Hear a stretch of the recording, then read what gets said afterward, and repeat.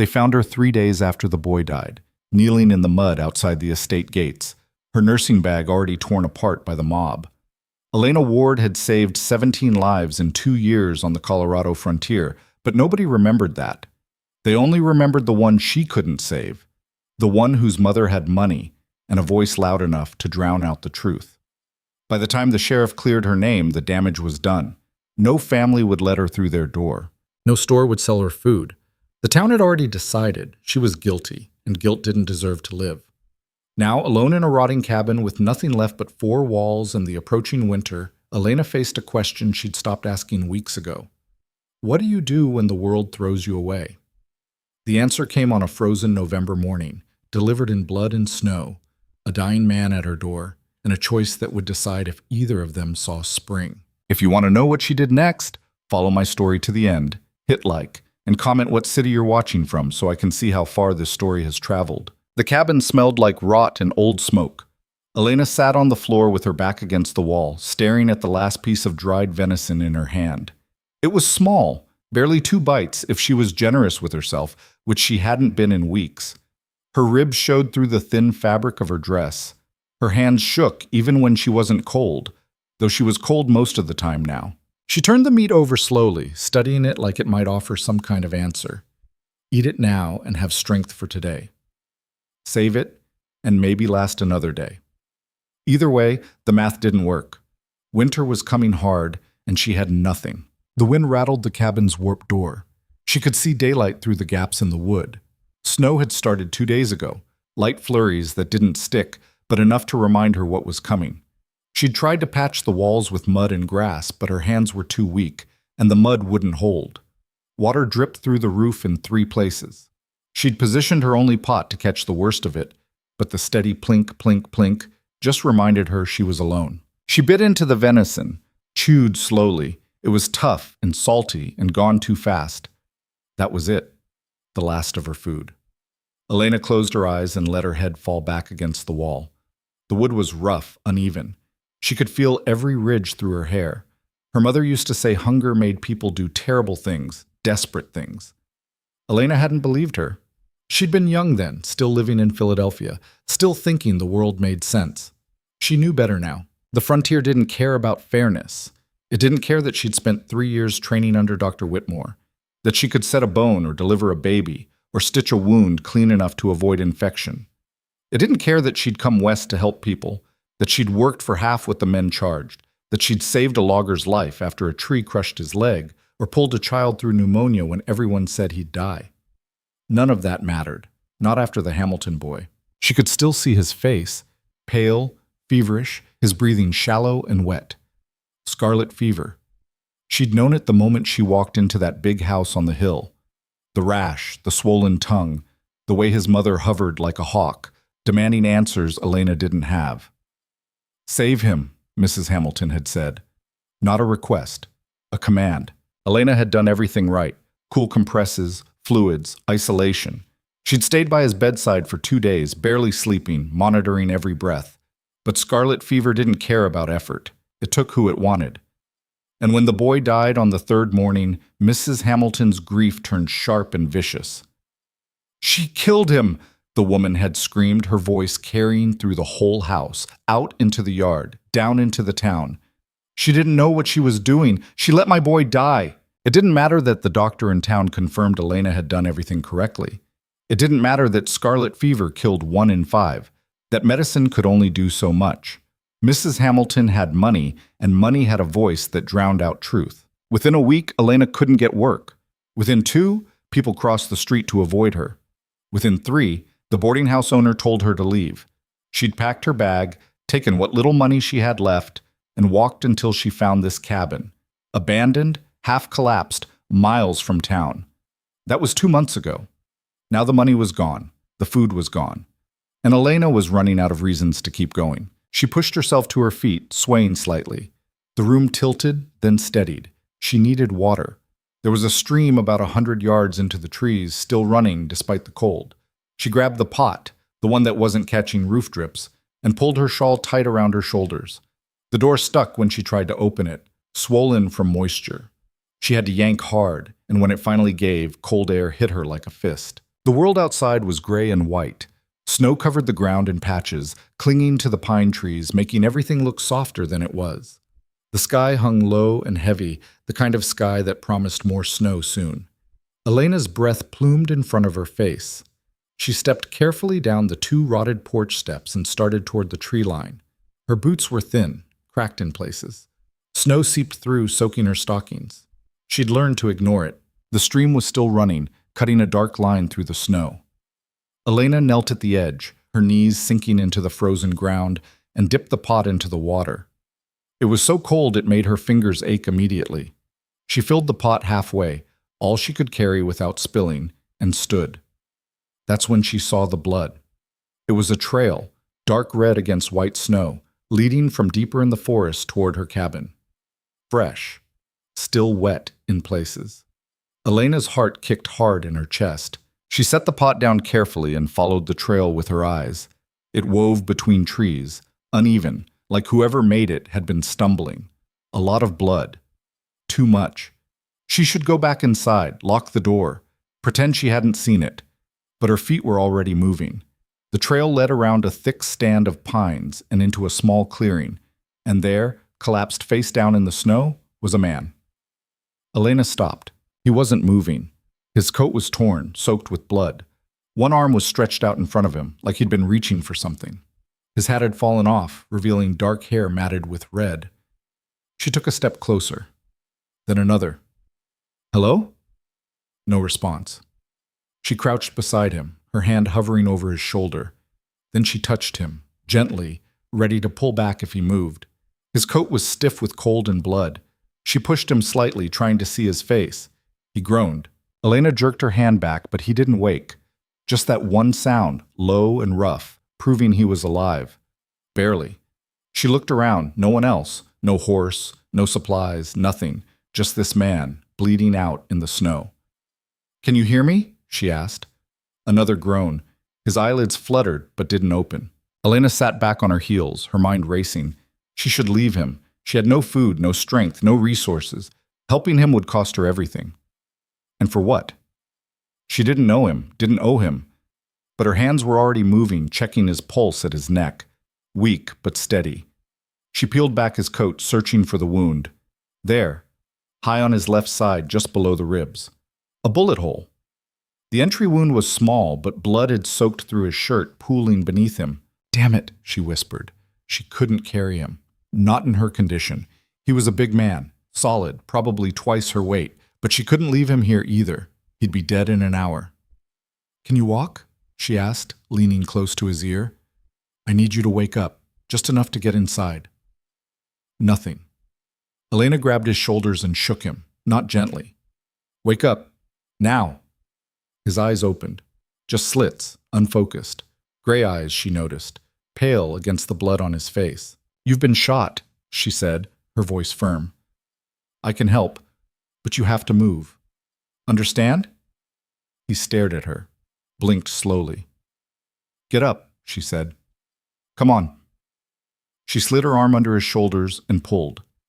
He was heavy, dead weight, but something in her voice must have reached him because he shifted, trying to help. His breath came in short gasps. She got him to his knees then, straining, her vision going white at the edges, to his feet. He swayed. She braced herself against him, her legs shaking. "Cabin," she said, nodding toward the trees. "Right there, walk." They moved in a stumbling, lurching rhythm. He leaned on her so heavily she thought her knees would buckle, but she kept going, one step, another. The cabin door was open. She'd left it that way when she went for water. They half fell through it, collapsing onto the floor in a tangle. Elena rolled away, gasping for air. Her heart hammered in her chest. For a moment, she just lay there, staring at the ceiling, wondering what she'd just done. Then she pushed herself up and looked at him. He was on his back now, eyes closed, breathing shallow. Blood spread across the floor beneath him. She didn't have time to hesitate. Elena moved fast. She grabbed her nursing bag from the corner, the one thing she'd kept, even when everything else was gone. She dumped it out on the floor. Scissors, forceps, a needle and thread, bandages, a bottle of carbolic acid. Not enough. Never enough. She cut away his coat and shirt, exposing the wound. The bullet had gone in clean, but she couldn't tell if it had exited. She rolled him slightly. He groaned again but didn't wake, and checked his back. No exit wound. Of course not, she muttered. The bullet was still in there. She'd have to get it out. Elena's hands were shaking, not from fear, she'd done this before. From hunger, from exhaustion. She clenched her fists, willing them to steady. She poured carbolic acid over her hands, then over the forceps. The smell was sharp, familiar. She took a breath and pressed her fingers around the wound, feeling for the bullet. He jerked, a strangled sound escaping his throat. "I know," she said quietly. "I'm sorry." She worked quickly, her fingers probing the torn flesh. There, she felt it, lodged deep, near the rib. She grabbed the forceps and slid them into the wound, following the path her fingers had traced. The man's eyes flew open. He gasped, his whole body going rigid. "Don't move," Elena said sharply. "I'm almost there." His hand shot out and grabbed her wrist. Not hard, but enough to stop her. His eyes met hers, wide with pain. "You're going to die if I don't get this out," she said. "Let go." For a moment, he just stared at her. Then his grip loosened. She went back in with the forceps, deeper. She felt the metal tip touch the bullet, slip, touch again. She adjusted the angle, clamped down, and pulled. The bullet came free. She dropped it on the floor and grabbed a cloth, pressing it hard against the wound. Blood soaked through immediately. She pressed harder. "Stay awake," she told him. "Look at me." His eyes were glassy, unfocused, but he was looking. "What's your name?" she asked. He opened his mouth, closed it, tried again. "Cole," he rasped. "Cole," she repeated. "I'm Elena. You're going to be fine, but I need to stitch this. It's going to hurt." He nodded once, barely. Elena threaded the needle with hands that had finally stopped shaking. Muscle memory took over. She'd done this 100 times, in parlors, in kitchens, once in the back of a wagon racing toward town. She could do it now. She worked in silence, each stitch careful and precise. Cole didn't make a sound, but she could feel the tension in his body, the way he fought to stay still. When she tied off the last stitch, she sat back, wiping her forehead with the back of her hand. "Done," she said. He didn't respond. His eyes had closed again. Elena checked his pulse. Still there, weak, but holding. She covered him with the only blanket she had, thin, moth-eaten, but better than nothing. Then she sat beside him, her back against the wall, and stared at the blood on her hands. What had she done? She'd used the last of her supplies on a stranger, a man she didn't know, who could be anyone. Outlaw, rancher, drifter. She had no idea. And now she was stuck with him, in a cabin with no food, no heat, and winter closing in. But when she looked at him, pale, unconscious, barely breathing, she didn't regret it. She'd spent 2 months dying slowly, alone, wondering if her life had meant anything. And now, for the first time since the Hamilton boy, she'd done the thing she was born to do. She'd saved someone. Elena pulled her knees to her chest and watched him breathe.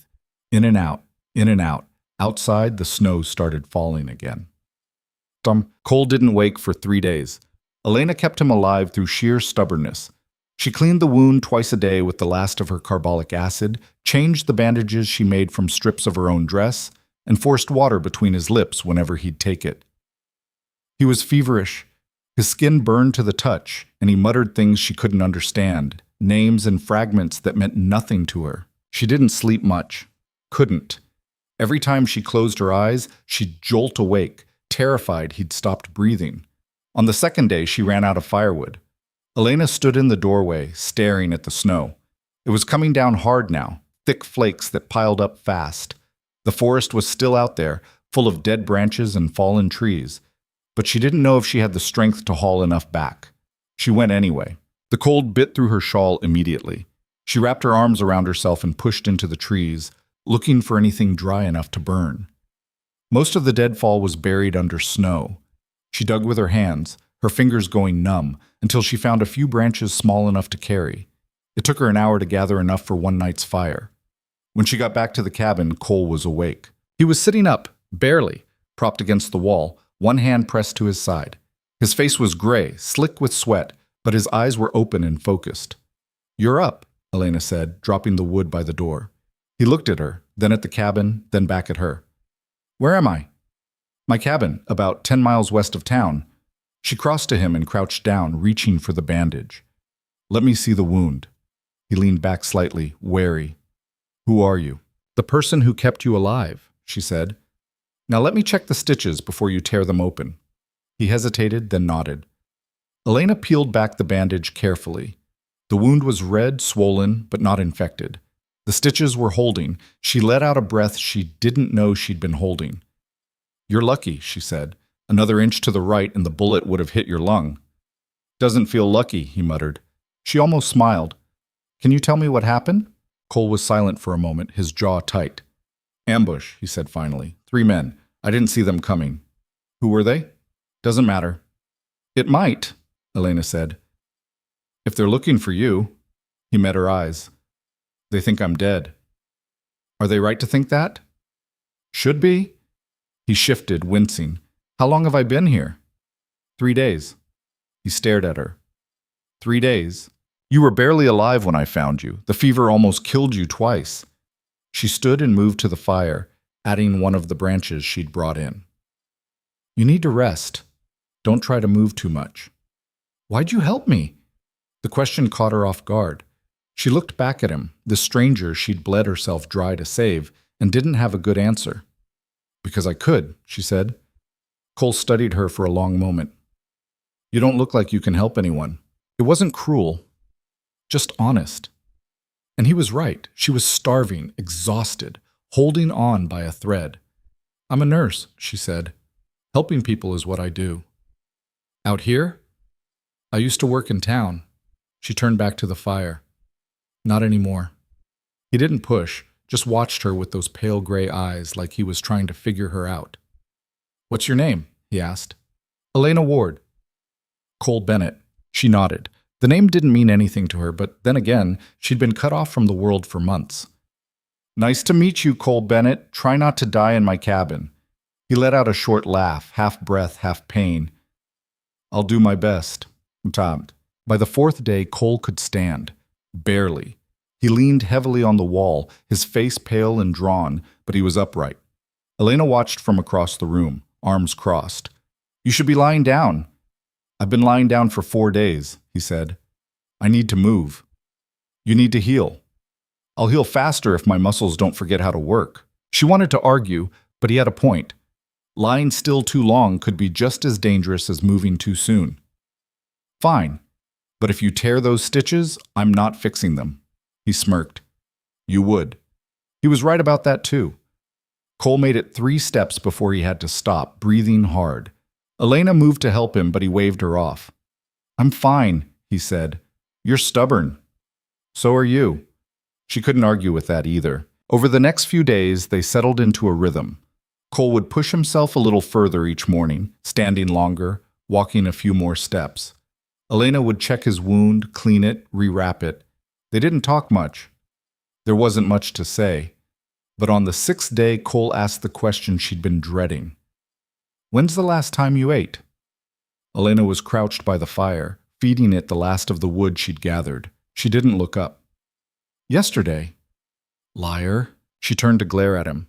Excuse me? You haven't eaten since I got here, he said. Maybe longer.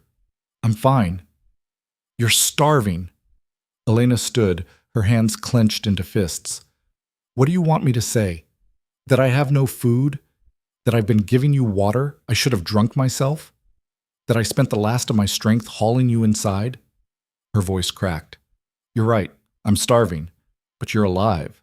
So forgive me if I'm not in the mood for your observations. Cole stared at her. Then, slowly, he reached into his coat, the one she'd patched as best she could, and pulled out a small leather pouch. He tossed it to her. Elena caught it reflexively. It was heavy. She opened it. Money. Bills and coins, more than she'd seen in months. There's a trading post about 5 miles south, Cole said. Get food, supplies, whatever you need. She looked up at him. I can't take this. You just saved my life. You can take it. I don't even know who you are. Does it matter? She wanted to say yes, but the weight of the pouch in her hand, the promise of food, of survival, it was too much to refuse. Thank you, she said quietly. Cole nodded. Don't take too long. I'm a terrible cook. This time, she did smile. The trading post was exactly where Cole said it would be. A squat building with a smoking chimney and a hitching post out front. Elena tied the horse Cole had told her to take. Apparently he'd left it a mile from the cabin before collapsing, and went inside. The warmth hit her first, then the smell. Bread, coffee, smoked meat. Her stomach twisted so hard she thought she might be sick. An old man stood behind the counter, eyeing her with the kind of suspicion she'd grown used to. "Help you? I need supplies," Elena said. "Food, mostly, and firewood if you have it." He didn't move. "You got money?" She pulled out the pouch and set a few bills on the counter. His expression shifted, not friendly, but less hostile. "What do you need?" She bought flour, beans, salt pork, coffee, dried apples, a box of matches, 2 thick blankets. The man loaded everything into a crate without a word. As she was leaving, he called after her. "You're that nurse, aren't you? The one from town?" Elena stopped, her hand on the door. "Thought you'd left," he said. "I did. Probably for the best." His tone wasn't unkind, just factual. "People don't forget easy out here." She didn't respond, just picked up the crate and walked out. The ride back was slow. The horse plodded through the snow, and Elena let it set the pace. She kept thinking about the old man's words. People don't forget easy. She knew that. She'd been living it for months. But when she got back to the cabin and saw Cole standing in the doorway, still pale, still weak, but alive, she realized something. Maybe forgetting wasn't the point. Maybe surviving was. She dismounted and carried the crate inside. Cole took it from her, steady enough now to help, and set it on the floor. "You got enough?" he asked. "Enough for a while?" "Good." They unpacked in silence.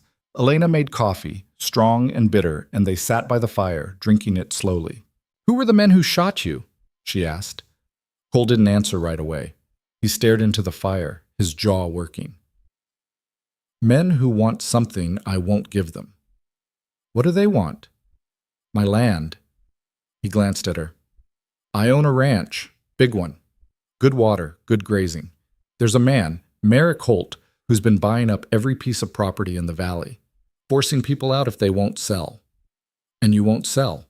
"No." "Why not?" "Because it's mine." His voice was hard.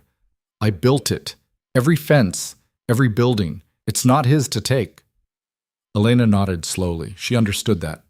The need to hold on to something, even when the world was trying to rip it away. "What happens when you go back?" she asked. "I fight." "They'll try to kill you again." "Probably." "And you'll go anyway." He looked at her. "What else would I do?" She didn't have an answer for that. Outside, the wind howled and the snow kept falling. Cole started getting restless on the 8th day. Elena could see it in the way he paced the cabin. 3 steps, one direction, turn, 3 steps back. His hand kept going to his side, checking the wound through his shirt, like he was testing how much it still hurt. "You're not ready," Elena said without looking up from the pot of beans she was stirring. "Ready for what?" "Whatever you're planning." He stopped pacing. "I'm not planning anything." "You're a terrible liar." Cole crossed his arms, leaning against the wall. The color had come back to his face over the past few days, and he'd put on a little weight from the food Elena had bought. He looked less like a corpse now, more like a man who'd been shot and lived to be angry about it. "I need to get back to my ranch," he said. "Not yet. People are depending on me, and they'll keep depending on you if you tear open those stitches and bleed out halfway there." Elena set the spoon down and turned to face him. "Another week. Minimum." "I don't have a week." "You don't have a choice." They stared at each other. Cole's jaw was tight, his eyes hard, but Elena didn't back down. She'd learned a long time ago that sick people made bad decisions and stubborn men made worse ones. Finally, Cole looked away. "1 week," he said.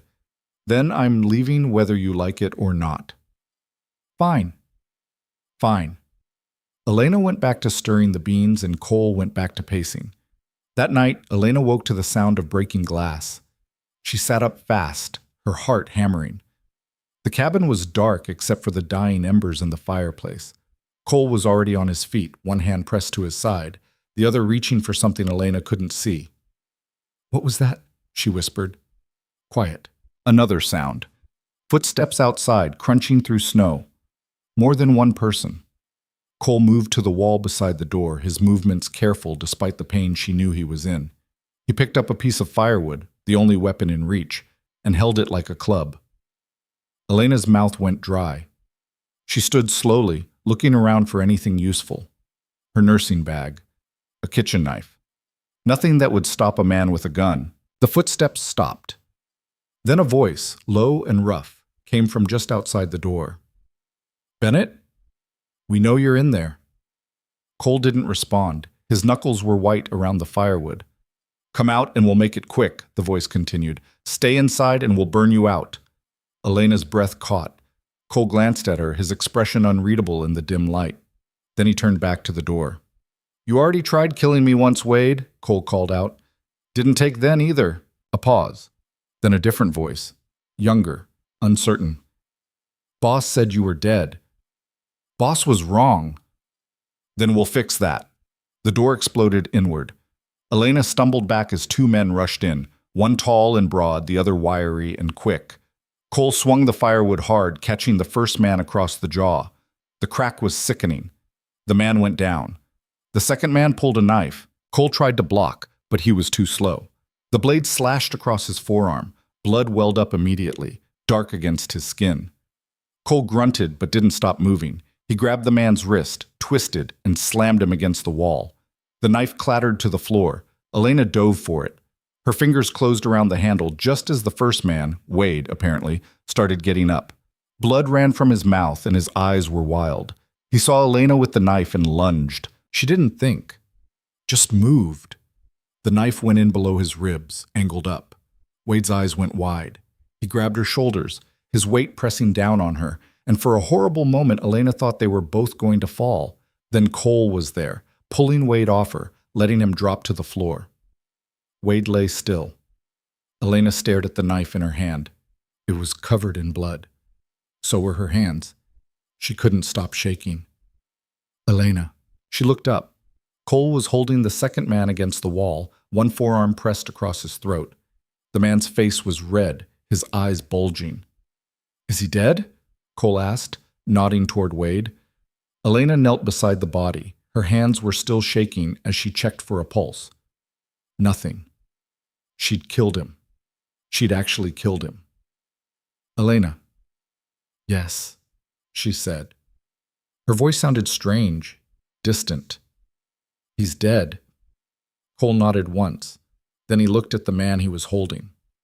"Where's the third one?" The man gasped, trying to speak. Cole eased the pressure just enough. "Outside," the man choked out, "watching the back." "Watching for what?" In case you ran." Cole glanced at Elena. "Can you shoot a gun?" "What? Can you shoot?" Yes, I have before, not in a long time." Cole let go of the man who collapsed to his knees, coughing. Cole pulled a revolver from the dead man's belt and handed it to Elena. "There's a window in the back. Man out there won't expect you. Open it, aim, pull the trigger." Elena took the gun. It was heavier than she remembered. "What are you going to do?" "Keep this one from warning his friend."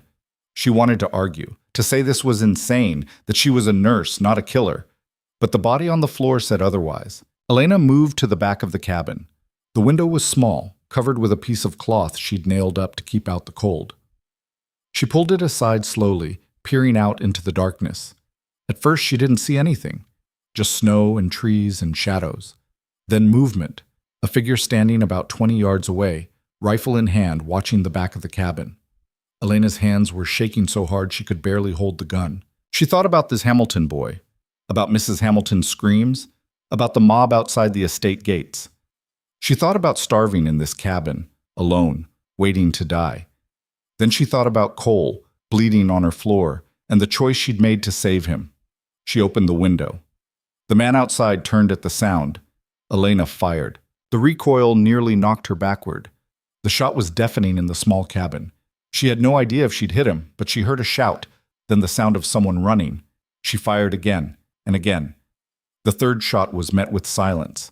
Elena stood frozen, the gun still raised, her ears ringing. Then Cole was beside her, looking out the window. "He's running," Cole said. "You didn't hit him, but he's not coming back tonight." Elena lowered the gun. Her whole body was shaking now, not just her hands. I didn't mean to." "You did fine." Cole took the gun from her gently. Better than fine. She looked at the body on the floor, at the blood, at the knife still lying where she'd dropped it. "I killed someone," she said. "You defended yourself." "I'm a nurse. I save people." Cole's expression softened. "You saved me, and you just saved yourself. Sometimes that's the same thing." Elena didn't know what to say to that. She just stood there, staring at her hands, at the blood drying on her fingers. Cole turned back to the man he'd been holding. The man was still on his knees, his face pale, his hands raised. "What's your name?" "Danny," the man said quickly. "Danny Pierce." "You work for Merrick Holt?" Danny nodded. "How many men does he have?" "I don't know. A lot. 20 maybe. And he sent 3 of you to finish me off. He said you were already dead, that we just had to check, make sure." Danny's voice cracked. "I didn't want to come. Wade made me."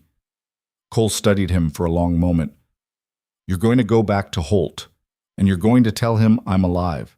Tell him I'm coming, and tell him that the next man he sends after me won't be lucky enough to run. Understand?" Danny nodded frantically. "Now get out."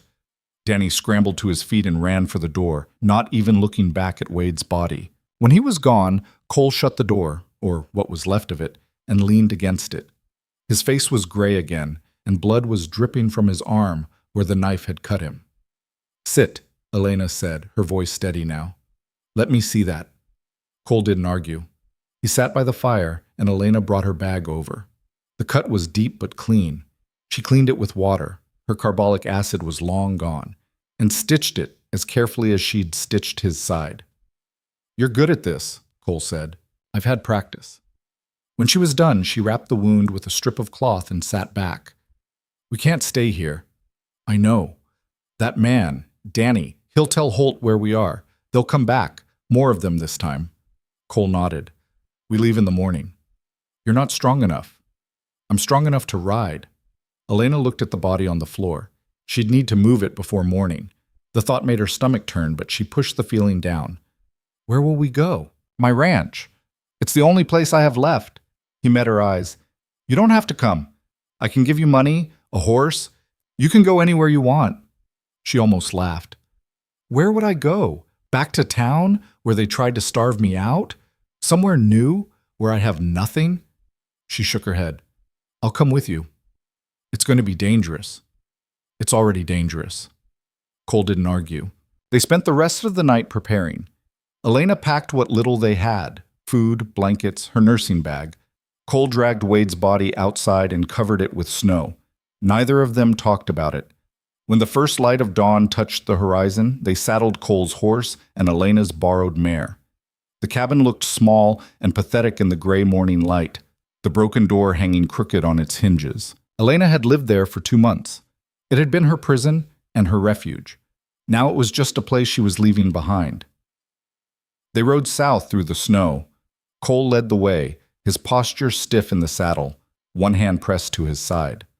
Elena followed, her mind numb, her hands still stained with blood she couldn't wash away. By midday, the snow had stopped, and the sky cleared to a pale, cold blue. The mountains loomed ahead, jagged and white. Cole slowed his horse and pointed to a valley below. "That's it," he said. "The Bennett Ranch." Elena looked. She could see buildings in the distance, a house, a barn, fences stretching across the land. Smoke rose from a chimney. It looked peaceful, almost welcoming. "How many people live there?" she asked. "Just my foreman and his family, a few ranch hands. Good people. Will they trust me?" Cole glanced at her. "They'll trust you if I tell them to." They rode down into the valley. The closer they got, the more Elena could see. Cattle grazing in the snow, horses in a corral, a woman hanging laundry despite the cold. When the woman saw them coming, she stopped and stared. Then she ran toward the house, shouting something Elena couldn't hear. By the time they reached the main house, a man was waiting on the porch. He was older than Cole, with gray hair and a weathered face. His hand rested on the gun at his hip. "Cole," the man said, his voice flat. "Heard you were dead." "Heard wrong." Cole dismounted, wincing as his boots hit the ground. "This is Elena Ward. She's the reason I'm not." The man's eyes flicked to Elena, then back to Cole. "What happened?" "Holt's men ambushed me. Elena patched me up." Cole walked toward the porch, his movement slow but steady. "We need to get inside. There's a lot to talk about." The man nodded and stepped aside. Elena dismounted and followed Cole into the house. It was warm inside, a fire burning in the hearth. The woman from the yard appeared in the doorway, her eyes wide. "Grace, this is Elena," Cole said. "Elena, this is Grace and Tom Whitfield. They run this place when I'm not here." Grace nodded, her expression uncertain. "You look half dead, Mr. Bennett." "Feel worse than that." Cole sank into a chair by the fire. "Tom, gather the men. We need to talk strategy." "Strategy for what?" "For war." Tom's jaw tightened. "Holt's pushing again?" "He already pushed. Now I'm pushing back." Grace looked at Elena. "You a nurse?" "Yes." "Good. He needs one." Grace disappeared into the back of the house and returned with a basin of water and clean cloths. "You can work here." Elena took the supplies and knelt beside Cole. She checked the wound on his side, still closed, though the stitches were strained, and the fresh cut on his arm. "You need rest," she said quietly.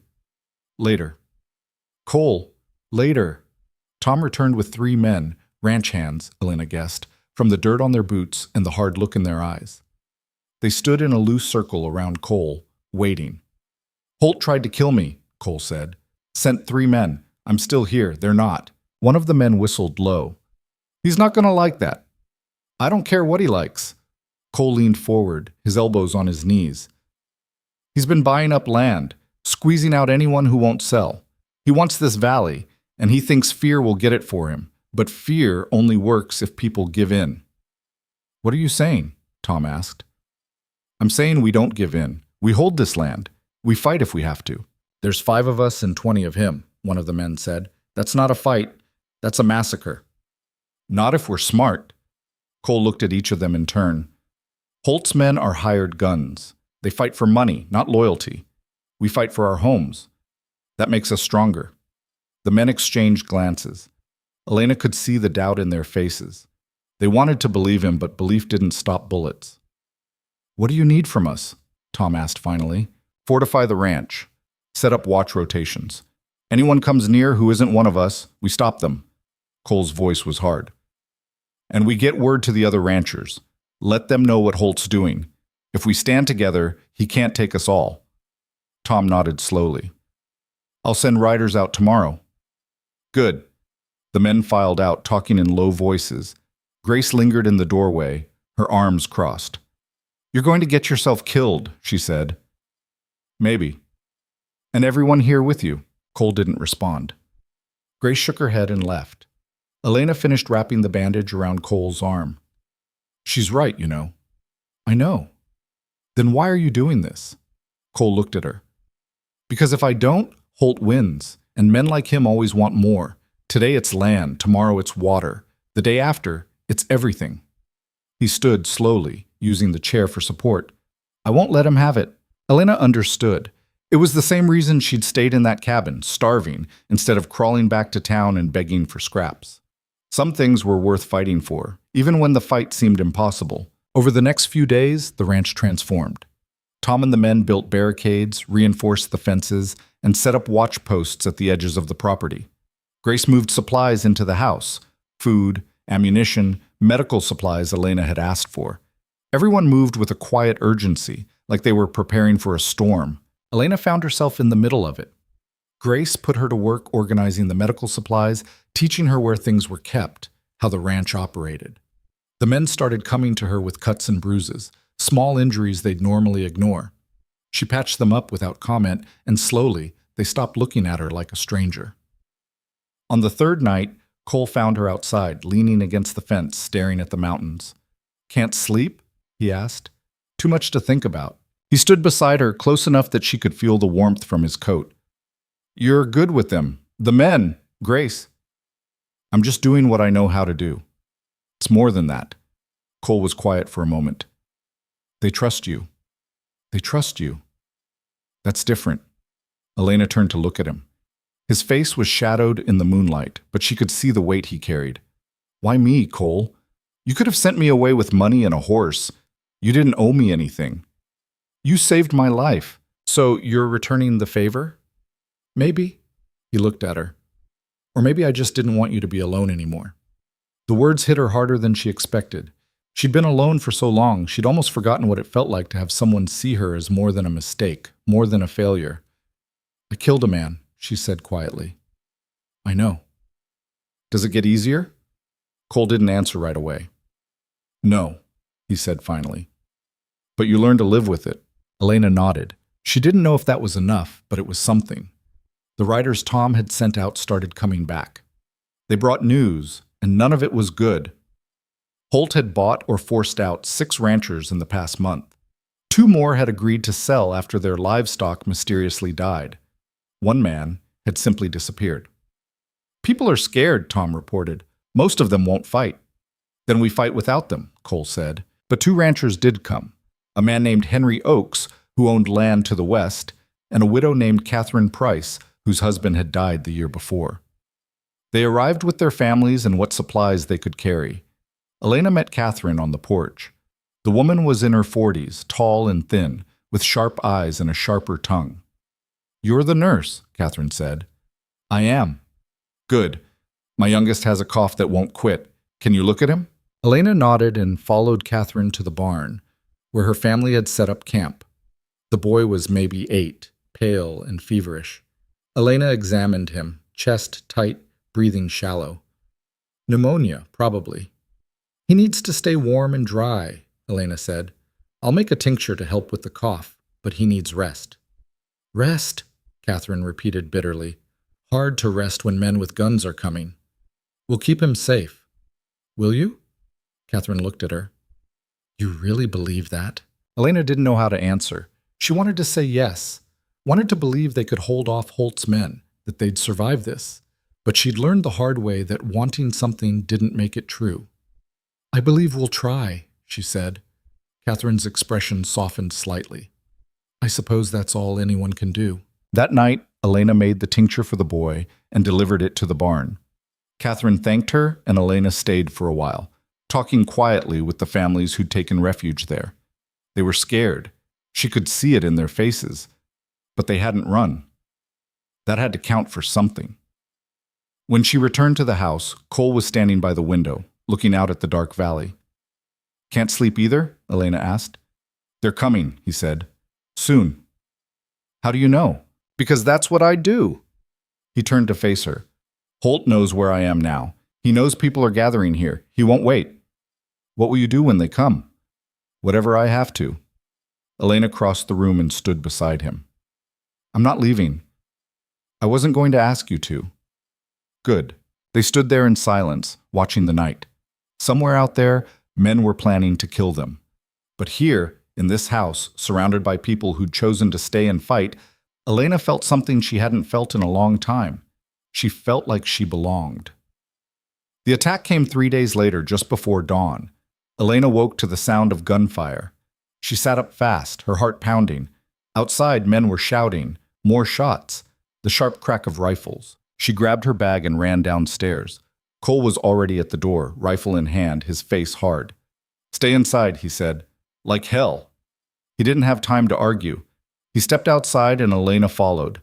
The yard was chaos. Holt's men were everywhere, on horseback, on foot, firing at the house and the barn. Tom and the ranch hands were shooting back from behind barricades, their faces grim. Elena dropped to her knees behind a water trough and looked around. One of the ranch hands was down, clutching his leg. Blood soaked through his pants. She ran to him. Bullets kicked up dirt around her, but she didn't stop. She reached the man and dragged him behind the trough. He was young, maybe 20, and his face was white with pain. I've got you, Elena said. She tore open his pant leg. The bullet had gone clean through his thigh, missing the bone. Lucky. She pressed a cloth to the wound hard, and he gasped. Am I going to die? Not today. More gunfire. Elena worked fast, tying off the wound as tightly as she could. The man's breathing was ragged, but he'd live. She looked up and saw Cole across the yard. He was standing in the open, rifle raised, firing with calm precision. A man on horseback charged at him. Cole didn't move, just aimed and fired. The rider fell. Elena's stomach twisted, but she didn't look away. The fight lasted less than 10 minutes, but it felt like hours. When the shooting finally stopped, Holt's men retreated, leaving 2 bodies in the dirt. Elena stood slowly, her hands covered in blood. Around her, people were emerging from cover, checking on each other, counting the cost. Tom walked over to Cole. "We got lucky." "That wasn't luck," Cole said. "That was a warning." "A warning?" "Holt wanted us to know he's serious. Next time, he'll bring more men." Elena looked at the bodies in the yard, at the wounded man she'd just saved, at the fear in everyone's faces. She'd thought saving Cole would be the hardest thing she'd ever do. She'd been wrong. They buried the 2 dead men that afternoon in shallow graves at the edge of the property. Nobody said much. Tom handled the shovels, and the ranch hands did the digging without complaint, their faces blank. Elena watched from the porch, her arms wrapped tight around herself despite the coat Grace had given her. Cole stood apart from the others, his jaw set, staring at nothing. When it was done, Tom walked over to him. "We need to talk." They went inside. Elena followed without asking permission. Grace was already there, sitting at the table with Catherine Price and Henry Oakes. The room felt smaller with all of them in it. "We can't keep doing this," Tom said. "We got lucky today, but Holt's not going to keep sending small groups. Next time, it'll be all of them." "I know," Cole said. "Then what's the plan?" Henry asked. He was a broad man with a thick beard and nervous hands that kept fidgeting with his hat. "Because sitting here waiting to get shot doesn't seem like much of one." "We're not sitting," Cole said. "We're fortifying, building our position." "For what? A siege?" Catherine's voice was sharp. "I've got 3 children in that barn, Mr. Bennett. How long do you think they'll last when Holt cuts off our supplies and starves us out?" Cole didn't answer right away. Elena could see the tension in his shoulders, the way his hand rested on the edge of the table like he needed something to hold on to. "Then we don't wait for him to come to us," Cole said finally. "We go to him." The room went silent. "You want to attack Holt?" Tom said slowly. "With what? 5 men and a prayer?" "I want to hit him where it hurts. His operation runs on fear and control. We take that away. We take away his power." "How?" Cole looked at each of them in turn. "Holt's been buying up land with money he doesn't have. He's borrowing heavy from banks back east, using the land as collateral. If we can prove he's using force and fraud to acquire property, the banks will pull his credit. Without money, his hired guns walk. Without guns, he's just a man with debts." "That's a big if," Henry said. "It's the only option we have." Catherine leaned forward. "And how exactly do we prove fraud?" "We get documentation, contracts, ledgers, anything that shows how he's operating. Then we take it to the territorial judge in Denver." "Holt keeps those records locked up tighter than a bank vault," Tom said. "You'd have to break into his office." "Then that's what we do." Grace stood abruptly, her chair scraping against the floor. "This is insane. You're talking about walking into the lion's den. I'm talking about ending this before more people die." Cole's voice was hard. "Holt thinks we're cornered. He thinks all he has to do is keep pushing until we break. But if we move first, if we take the fight to him, we change the game." "Or we get ourselves killed," Grace said. "Maybe." Cole looked at her. "But I'd rather die fighting than starve waiting." No one spoke for a long moment. Elena could hear the wind outside, the creak of the house settling. She thought about the bodies they'd just buried, about the young ranch hand she'd patched up, his leg torn open by a bullet meant to kill, about the cabin where she'd nearly died alone. "I'll go with you," Elena said. Everyone turned to look at her. "You're a nurse," Grace said, "not a soldier." "I'm a nurse who's already killed 1 man and shot at another. I think that ship has sailed." Elena met Cole's eyes. "You'll need someone who can move quietly. Someone Holt's men won't expect. I can do that." "Absolutely not," Cole said. "Why? Because I'm a woman? Because you're not trained for this. Neither are half your men." Elena stood, her hands flat on the table. "I've spent months hiding, starving, watching the world decide I don't matter. I'm done hiding. If you're going to do this, I'm coming." Cole stared at her, She could see the argument forming in his eyes, but she didn't back down. "She's got a point," Tom said quietly. "A woman moving through town at night won't draw attention the way we would. And if things go wrong, she can claim she was lost or looking for help." "Things won't go wrong," Cole said. "They always go wrong." Cole's jaw tightened. He looked at Elena for a long moment, then nodded once. "Fine, but you follow my lead. No heroics." "I'll leave that to you." Catherine actually smiled at that.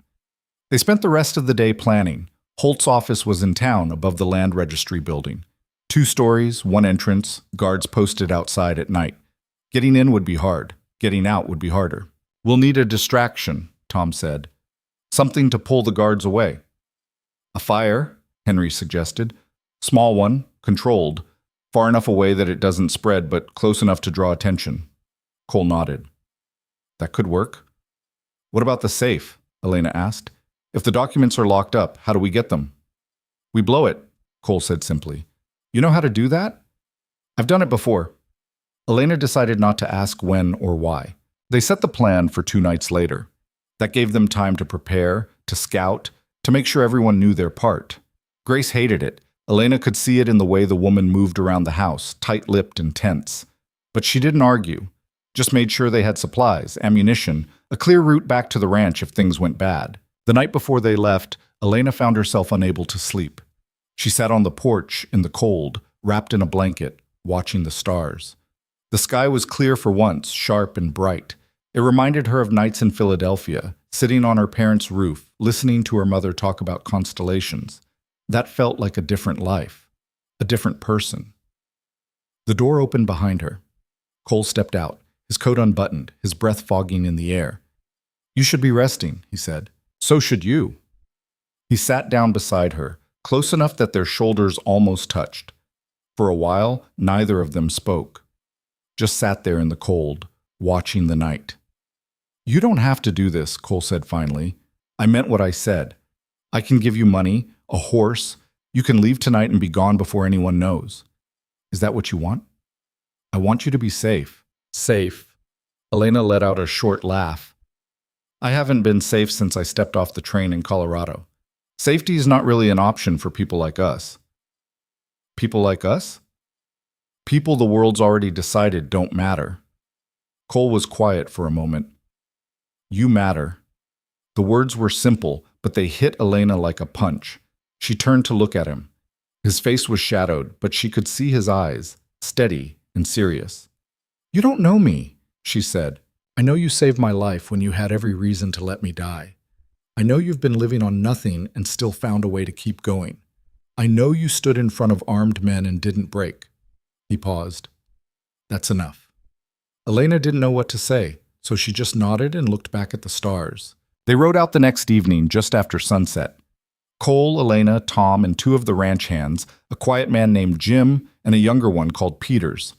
6 people total, moving through the darkness toward a town that had already tried to destroy one of them. The ride took 3 hours.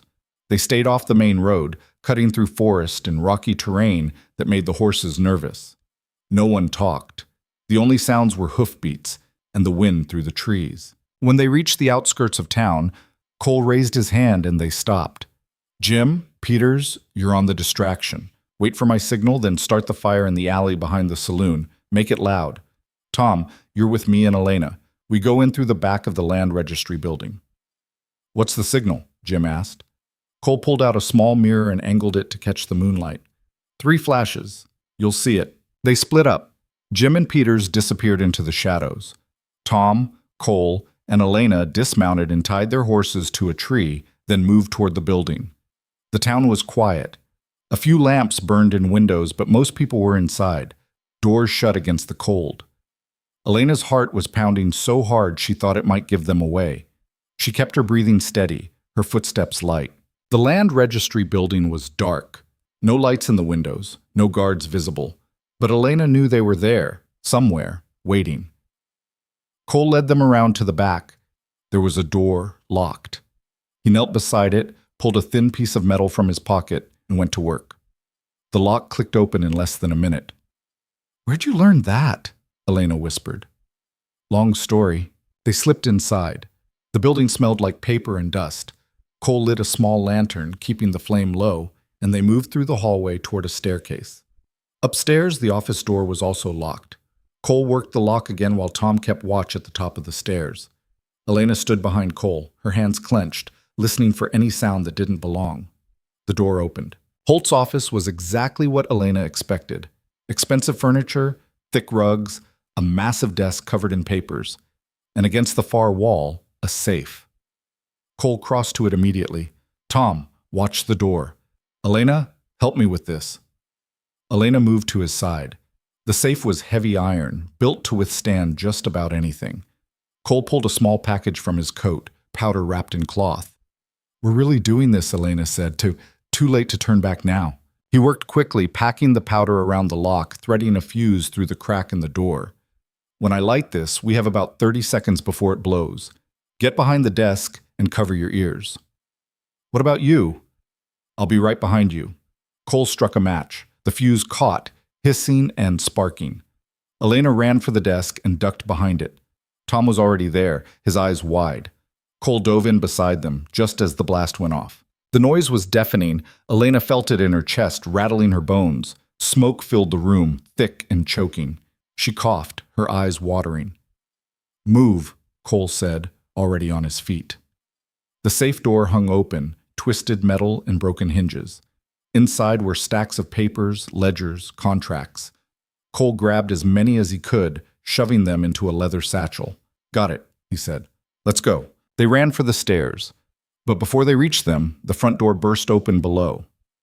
Footsteps pounded up the stairs. Heavy boots, multiple men. Back, Tom hissed. Out the window. They ran for the office window. Cole threw it open and looked down. 2 stories. A hard drop onto dirt and stone. We jump, he said. Are you insane? Elena looked at the drop. Her stomach turned. You got a better idea? Footsteps in the hallway, voices shouting. The door rattled. Cole grabbed Elena's hand. On 3. 1. He didn't get to 3. Tom shoved them both out the window. Elena fell. The ground rushed up fast. She hit hard, her shoulder taking most of the impact. Pain exploded through her arm, sharp and blinding. She rolled, gasping, trying to get air back into her lungs. Cole landed beside her, grunting. Tom came next, hitting the ground and stumbling but staying upright. Run, Tom said. They ran. Behind them, men poured out of the building. Shouts filled the air. A gunshot cracked, and Elena heard the bullet hit stone somewhere to her left. They cut through an alley between buildings, toward the edge of town where they'd left the horses. Elena's shoulder screamed with every step, but she didn't slow down. Couldn't. Another shot. This one closer. Tom went down. Elena skidded to a stop. Tom was on the ground, clutching his side, blood already seeping between his fingers. Go, he said through gritted teeth. Get out of here. Not without you, Cole said. He grabbed Tom's arm and hauled him up. Tom's face went white, but he stayed on his feet. Elena took his other arm. Together they half carried, half dragged him toward the horses. Behind them, the shouts were getting closer. They reached the horses. Cole lifted Tom into a saddle, then swung up behind him to keep him upright. Elena mounted her own horse, her shoulder throbbing, and they kicked the animals into a gallop. The town disappeared behind them. They rode hard through the darkness, the satchel of documents bouncing against Cole's side. Tom slumped forward in the saddle. Elena didn't know if Jim and Peters had made it out. Didn't know if they were being followed. All she knew was the pounding of hooves and the cold air burning her lungs. They didn't stop until they were miles away, deep in the forest. Cole finally pulled his horse to a halt and dismounted, easing Tom down carefully. How bad? Elena asked, sliding off her own horse. Her shoulder nearly gave out when she hit the ground, but she forced herself to move. Tom's face was pale, slick with sweat. Bad enough. Elena knelt beside him and pulled his hand away from the wound. The bullet had gone in just below his ribs, angled down. Blood pulsed out with every heartbeat. Her stomach dropped. Cole, I need light. Cole lit the lantern. Elena worked fast, tearing strips from her own shirt to pack the wound. Tom hissed through his teeth but didn't cry out. Can you fix it? Cole asked. Not here. He needs a real surgery. Clean tools. Time. Elena tied off the bandage as tightly as she could. We have to get him back to the ranch. That's hours from here. Then we better move fast. They got Tom back on the horse. He was barely conscious now, his breathing shallow. Elena rode close beside Cole, watching Tom's back, ready to catch him if he started to fall. The ride back was a nightmare. Every jolt, every rough patch of ground made Tom groan. Elena's shoulder was on fire, but she ignored it, focused on keeping Tom upright, keeping him breathing. Dawn was breaking when they finally saw the ranch. Grace was waiting on the porch, her face tight with worry. When she saw Tom's condition, she ran toward them. "Get him inside," Elena said. "I need boiling water, clean cloths, whiskey." They carried Tom into the house and laid him on the kitchen table. Grace moved fast, bringing everything Elena asked for. Catherine appeared in the doorway, her eyes wide. "What can I do?" she asked. "Keep everyone out of this room," Elena said, "and pray this works." Catherine nodded and disappeared. Elena scrubbed her hands with soap and whiskey, then turned to Tom. Cole stood beside her, his face grim. "You ever done this before?" he asked quietly. "Once." Elena didn't mention that the patient had died. She cut away Tom's shirt. The wound was worse than she'd thought, deep. The bullet lodged somewhere near his liver. If she didn't get it out, he'd die. If she made one wrong move, he'd die. Her hands were shaking. Cole's hand settled on her shoulder, the good one. "You can do this." Elena took a breath, then another. Then she picked up the scalpel Grace had found and went to work. The surgery took 2 hours. Elena worked in silence. Her world narrowed to the wound in front of her, the blood on her hands, the steady rhythm of Tom's breathing. Grace held the lantern. Cole kept watch, his hand never far from Elena's shoulder. When she finally pulled the bullet free and dropped it into a dish, her whole body was shaking. "Done," she whispered. She stitched the wound closed, her fingers moving on autopilot. When the last stitch was tied, she stepped back and nearly collapsed. Cole caught her.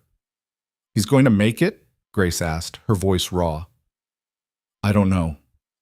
Elena looked at Tom's pale face. "The next few hours will tell." They moved him to a bed.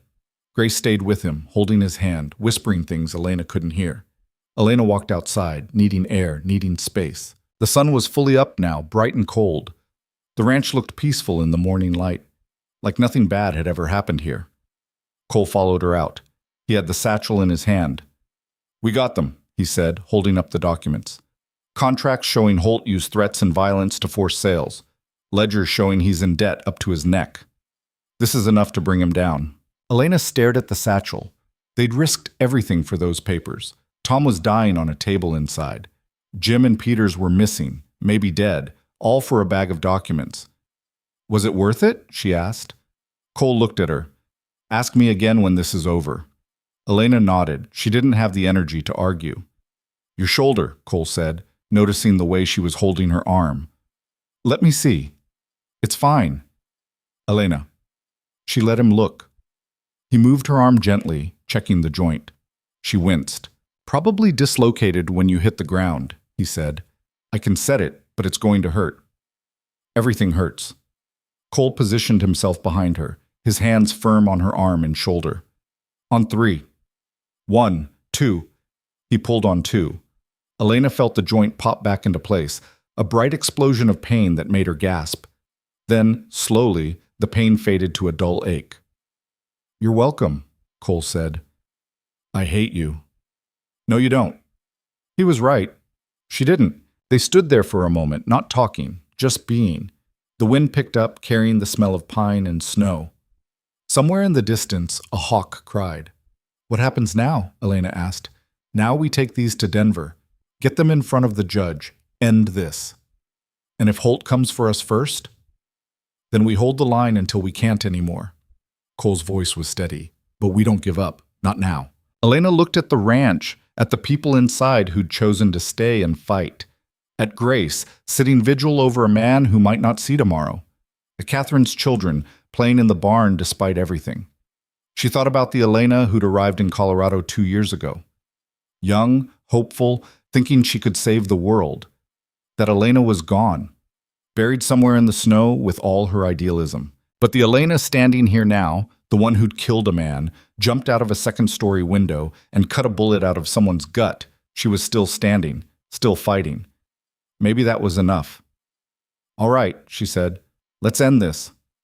Inside, Tom's eyes fluttered open. He looked around the room confused, then saw Grace beside him. You're still here, he whispered. Where else would I be? Grace said, tears streaming down her face. Tom smiled weakly. Thought I was done for. Not yet. Grace squeezed his hand. Not yet. Elena watched from the doorway. Cole stood beside her. He's going to make it, Cole said quietly. Maybe. He is. Elena wanted to believe that. Wanted to believe they all would. But she'd learned the hard way that wanting something didn't make it true. Outside, the sky was beginning to cloud over. Another storm coming.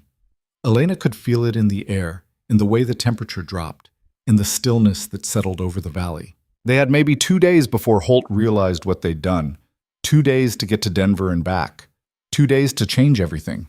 It wasn't much time, but it was all they had. They left for Denver at noon.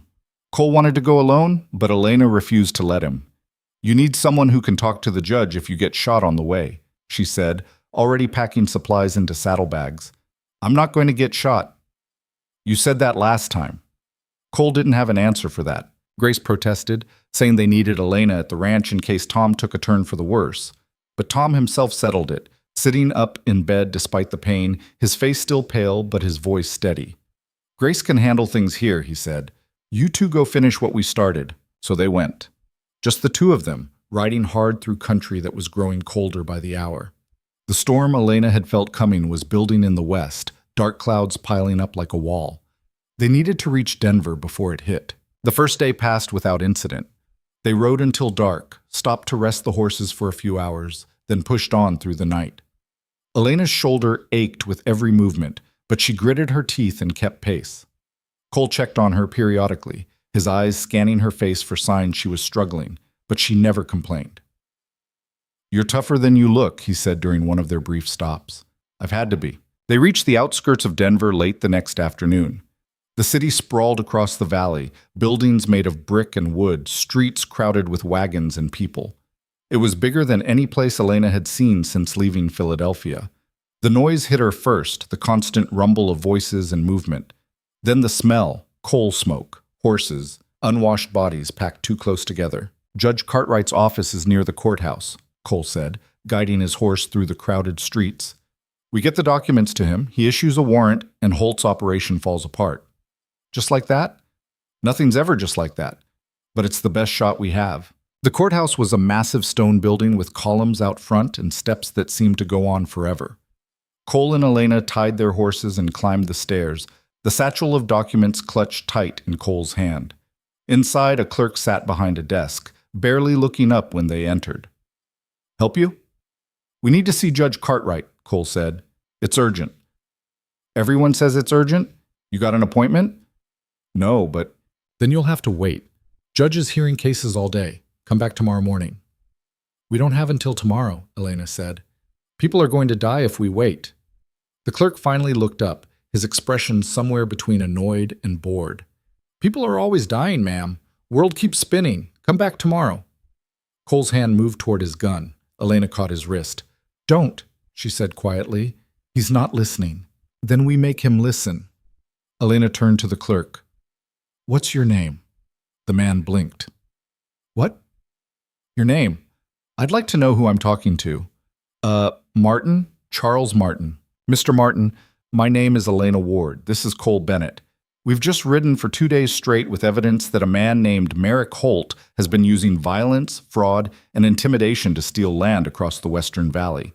He's bought off local law enforcement, killed people who stood in his way, and he's currently planning to do it again. We have contracts, ledgers, everything the judge needs to issue a warrant. So I understand you have procedures, Mr. Martin, but I'm asking you, as one human being to another, to please let us see Judge Cartwright. Today. Right now. Martin stared at her. Then he looked at Cole, at the satchel, back at Elena. Wait here, he said, standing. Don't move. He disappeared through a door behind his desk. Elena let out a breath she didn't know she'd been holding. That actually worked, Cole said. People respond better when you treat them like people. I'll remember that. 10 minutes later, Martin returned with an older man in a black robe. Judge Cartwright was tall and thin, with white hair and sharp eyes that missed nothing. "You're the ones with evidence against Merrick Holt?" he asked. "Yes, sir," Cole said. "Come with me." They followed the judge into his chambers, a wood-paneled room lined with law books and smelling faintly of tobacco.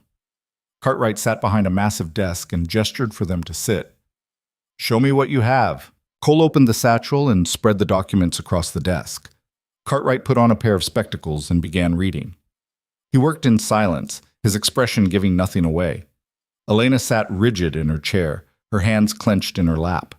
Cole looked calm, but she could see the tension in his shoulders. After what felt like an eternity, Cartwright set down the papers and looked at them. "Where did you get these?" "Holt's office," Cole said. 2 nights ago." "You broke in?" "Yes. That makes this evidence inadmissible in court." Elena's stomach dropped. Cole leaned forward. "You're telling me it doesn't matter that Holt's a criminal because we broke the law proving it?" "I'm telling you the law has rules, Mr. Bennett, rules that exist for good reasons. Rules that protect men like Holt. Sometimes." Cartwright took off his glasses and rubbed his eyes. "But they also protect people like you.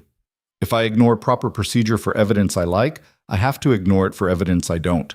That's a door I won't open." "So we did all this for nothing," Elena said quietly. "I didn't say that." Cartwright tapped the papers. "I can't use these in court, but I can use them to justify sending a federal marshal to investigate. If the marshal finds independent evidence of wrongdoing, that will hold up." "How long will that take?" Cole asked. "Weeks, maybe months." "We don't have weeks." Cole stood, his chair scraping back. "Holt knows what we took. He's going to move against the ranchers now before anyone can stop him. If you wait, people will die." "I understand your frustration. You don't understand anything." Cole's voice was hard. "You're sitting here in your safe office with your law books while people out there are fighting just to keep what's theirs. Holt's hired killers are already on their way. By the time your marshal shows up, there won't be anyone left to protect." Cartwright's expression didn't change. "Nevertheless, those are the options I can give you. I'm sorry." Cole grabbed the satchel and headed for the door. Elena stood, not sure what to say. "For what it's worth," Cartwright said, "I believe you. I've heard rumors about Holt for years, but belief isn't evidence, not the kind I can use." Elena nodded and followed Cole out. They stood on the courthouse steps, the afternoon sun already sinking toward the horizon. Cole's hands were clenched into fists, the satchel hanging forgotten at his side. "We're running out of time," he said. "I know. If we ride back now, we might get there before Holt makes his move. And then what? We have 6 people who can fight, maybe 8 if Tom's up and Catherine can shoot. Holt has 20. The math doesn't work, Cole." "Then we make it work." Elena grabbed his arm. "Listen to me. You're right that we're running out of time, but charging back there to get slaughtered isn't going to save anyone. We need another plan." "What plan?" "I don't know yet." Elena looked out at the city, at the people moving through the streets like nothing was wrong. "But there has to be something." They found a boarding house near the edge of town and rented a room. It was small and plain, with 2 narrow beds and a window that looked out on an alley. Cole paced while Elena sat on one of the beds, thinking. "What if we went public with this?" she said finally. Cole stopped pacing. "What do you mean?" "Cartwright can't use the documents in court, but that doesn't mean no one else can see them. There's a newspaper here in Denver. What if we gave them the story, showed them the contracts, the ledgers, let them publish it? And then what? Then everyone knows what Holt's doing. The banks, his investors, the people he's trying to intimidate. It's harder to operate in secret when everyone's watching." Cole considered this. "It might work, but it also paints a bigger target on our backs. Once that story runs, Holt will know exactly who to blame." "He already knows. We're already targets." Elena stood. "At least this way we're not alone." Cole nodded slowly. "All right, let's find the newspaper." The Denver Chronicle had offices on the main street, a 2-story building with ink-stained windows and the constant clatter of printing presses coming from inside. Cole and Elena walked in to find a young man hunched over a desk, scribbling notes. "We need to talk to whoever's in charge," Cole said. The young man looked up. "That'd be Mr. Foster. He's in the back." "You got a story?" "We do." "What kind of story?" "The kind that ends careers." The young man's eyes lit up. "Wait here." He disappeared through a door. A moment later, an older man emerged, probably 50, with ink-stained fingers and a skeptical expression. "I'm Richard Foster, editor. You have something for me?" Cole set the satchel on the desk. Evidence of fraud, extortion, and murder. All committed by one man. Interested? Foster opened the satchel and pulled out the documents. His skepticism faded as he read, replaced by sharp focus. "Where did you get these?" "Does it matter?" "It does if I'm going to publish a story calling someone a criminal." "Then don't call him a criminal," Elena said. "Just report the facts. Show people the contracts. Let them draw their own conclusions." Foster looked at her, then back at the papers. "This is Merrick Holt."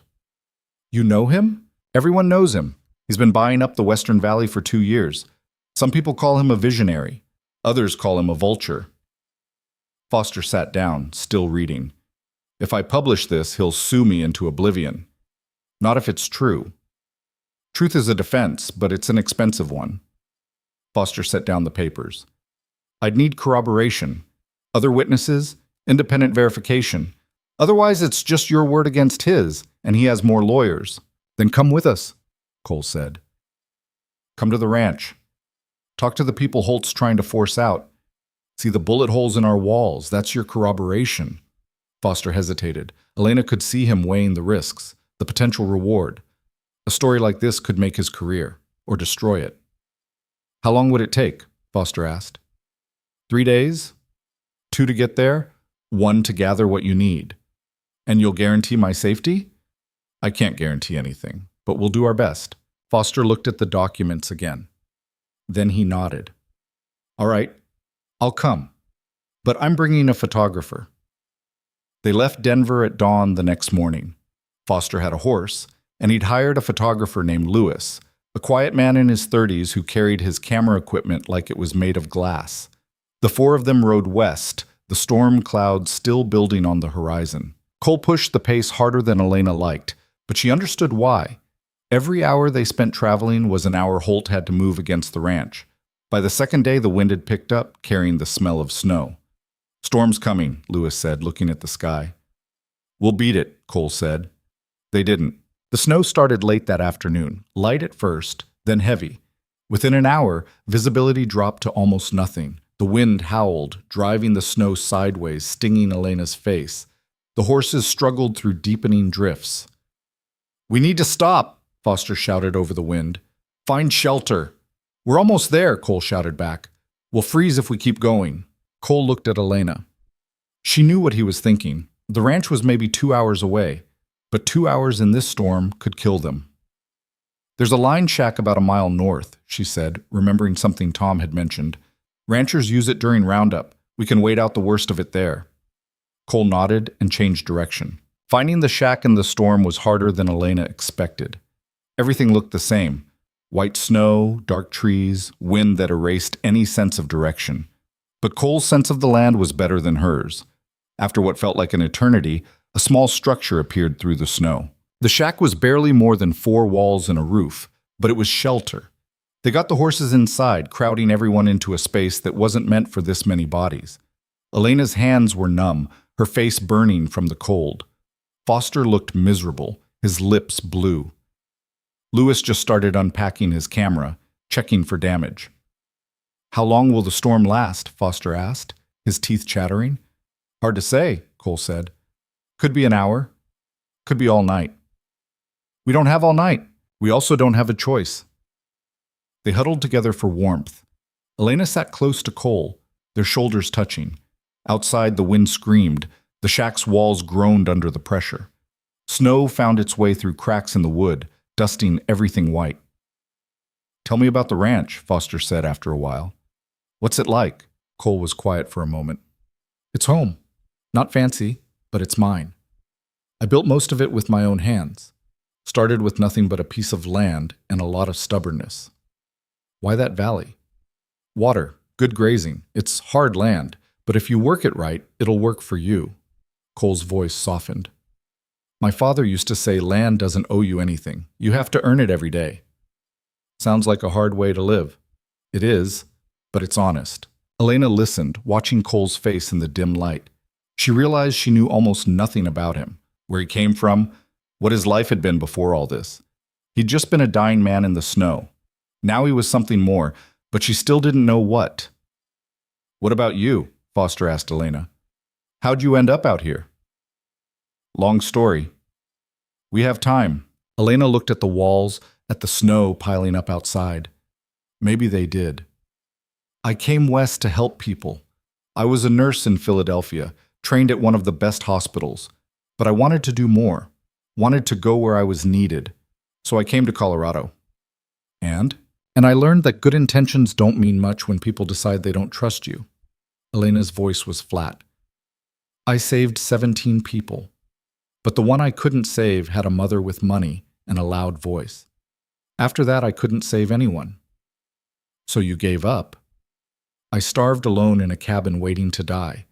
I don't know if that's giving up or just accepting reality." "Seems like you're still here." "Seems that way." The storm finally broke just before midnight. The wind died and the snow thinned to flurries. Cole stood and looked out through a gap in the wall. "We can move," he said. They saddled the horses and set out into the night. The world was transformed, everything buried under 2 feet of fresh snow, the landscape unrecognizable. But Cole knew the way. He always seemed to know the way. They reached the ranch just after dawn. Elena saw the smoke from the chimney first, then the buildings appearing through the trees. Everything looked quiet. Too quiet. "Something's wrong," Cole said. They approached slowly, hands on weapons. But when they reached the yard, Grace came running out of the house. "Thank heaven you're back," she said, her face tight with worry. "Holt's men were here yesterday. They said if you don't surrender the documents and leave the valley within 3 days, they're coming back with everyone they have." "How many men?" Cole asked. 10. Maybe 12. They didn't attack, just delivered the message and left. Cole looked at Elena. 3 days. That's not enough time for a marshal to get here." "I know." Foster stepped forward. "But it's enough time for me to get a story out. If I ride back to Denver tonight, I can have something in print tomorrow. It won't stop Holt, but it'll make him think twice about open violence." "You do that?" Elena asked. "I didn't come all this way to turn back now." Foster looked at Cole. "But I need more than just documents. I need witnesses, people willing to go on record." "You'll have them," Cole said. "Catherine, Henry, Tom, if he's up for it. They'll talk." Foster nodded. "Then let's get started." They spent the rest of the day gathering testimonies. Foster interviewed everyone, Catherine talking about her dead husband and the threat she'd received, Henry describing how his cattle had been poisoned, Tom struggling to sit up in bed as he recounted the attack on the ranch. Lewis photographed everything, the bullet holes in the walls, the graves at the edge of the property, the scared faces of children who'd seen too much violence. Elena watched it all, feeling something shift inside her. These weren't just stories. They were lives. Real people who'd been hurt by a man who thought power meant he could take whatever he wanted. By evening, Foster had everything he needed. "I'll be back with the paper in 2 days," he said. "Maybe sooner." "Be careful," Cole said. "Holt might try to stop you." "Let him try." Foster mounted his horse. Lewis was already packed and ready. "You folks hold the line. I'll do my part." They rode off into the twilight. Elena stood on the porch, watching them disappear. "Think it'll work?" she asked. "Doesn't matter," Cole said. "We still have to be ready to fight." The next 2 days were a blur of preparation. They reinforced barricades, stockpiled ammunition, brought in supplies from the surrounding area. Word spread to the other ranchers, and a few more families arrived, seeking safety in numbers. By the time the 3rd day dawned, they had 15 people who could fight and another 20 who couldn't but refused to leave. Elena spent her time organizing medical supplies and preparing for casualties she hoped wouldn't come. She set up a makeshift hospital in the barn, with clean bandages, boiled water, and all the tools she had left. Grace helped, moving with the kind of calm efficiency that came from years of frontier living. "You ready for this?" Grace asked. "No," Elena said honestly, "but I'll do it anyway." The sun climbed higher. Noon came and went. Elena stood in the yard watching the tree line, waiting for the moment everything would break apart. It came just after 2 in the afternoon. Riders appeared on the ridge, too many to count. They descended slowly, deliberately, like they had all the time in the world. At the front rode a man Elena had never seen but knew instantly. Merrick Holt. Eric. He was younger than she expected, maybe 40, with sharp features and expensive clothes. He sat his horse like a king surveying his domain. Cole walked out to meet him, stopping about 50 yards from the house. Elena followed without asking permission. Behind them, the ranch hands positioned themselves at the barricades, rifles ready. Holt pulled his horse to a stop. "Bennett, I hear you've been busy." "Could say the same about you. I gave you a choice. Surrender the documents, leave the valley. You chose to ignore me." "Those weren't choices. They were threats." "Call them what you want." Holt's eyes moved to Elena. "And who's this?" "Someone you don't need to worry about." "I worry about everything that happens in my valley." "It's not your valley," Cole said. "Never was. Never will be." Holt smiled. It didn't reach his eyes. "See, that's where you're wrong. I own most of the land here. The rest is just a matter of time. I tried to make this easy for you, Bennett, tried to buy you out fair and square, but you had to make it personal. You shot me and left me to die. That's pretty personal. Business. Nothing more." Holt leaned forward in his saddle. "Here's what's going to happen. You're going to hand over those documents you stole from my office. Then you and your people are going to pack up and leave. Anyone who stays gets hurt. Anyone who fights gets buried. Simple as that. And if we don't, then I burn this place to the ground with everyone in it." Elena felt her heart hammering. Around her, the ranch had gone silent. Even the wind seemed to be holding its breath. Cole's voice was steady. "You can try, but it won't be as easy as you think. You have what, 15 people? I have 30. The math isn't complicated. Math doesn't account for who's willing to die for what they believe in." Holt's smile faded. "Belief doesn't stop bullets. Neither does money." For a long moment, the two men just stared at each other. Then Holt straightened in his saddle. "Last chance, Bennett. Walk away." "No." Holt nodded once. Then he turned his horse and rode back toward his men. When he reached them, he raised his hand. Elena knew what was coming. She ran. The gunfire started before Elena reached the house. She heard the first crack, then a dozen more. Bullets tearing through the air around her. She dove behind the water trough, her shoulders screaming in protest. Cole was right behind her, his rifle already up, returning fire. The world exploded into noise and smoke. Holt's men charged forward on horseback, spreading out to surround the ranch. The defenders fired from behind barricades, from windows, from anywhere that offered cover. The sound was deafening. Rifles, pistols, men shouting, horses screaming. Elena crawled toward the barn where she'd set up the hospital. A bullet hit the ground inches from her hand, spraying dirt in her face. She didn't stop, just kept moving until she was through the door and inside. The wounded started coming almost immediately. A ranch hand named Miller shot through the leg. One of Henry's men with a bullet in his shoulder. Catherine herself, blood running from a gash across her forehead where debris had hit her. Elena worked without thinking, her hands moving through familiar motions. Tourniquet, pressure, bandage. Stop the bleeding first, deal with the rest later. Grace appeared beside her, helping hold patients down, passing supplies, never flinching even when blood sprayed across her apron. "How bad is it out there?" Elena asked as she stitched Miller's leg. "Bad," Grace said. "But we're holding." The fighting went on for what felt like hours, but was probably only 30 minutes. The sound of gunfire began to slow, then stopped altogether. Elena looked up from the man she was treating, her hands shaking from adrenaline. Cole appeared in the doorway. He was covered in dirt and powder burns, but he was standing. "They're pulling back, regrouping." "How many did we lose?" Elena asked.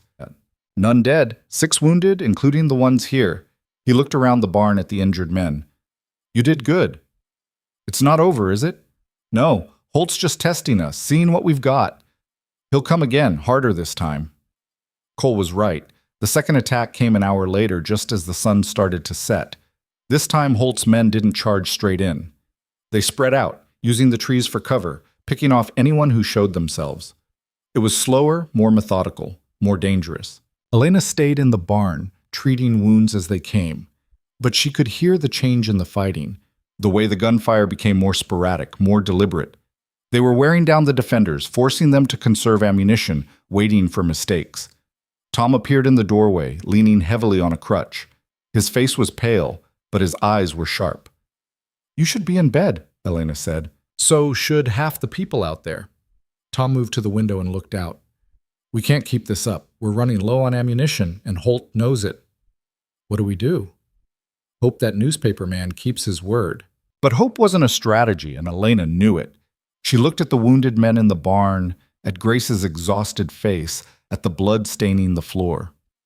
They were losing. Not quickly, but steadily. Holt had more men, more bullets, more time.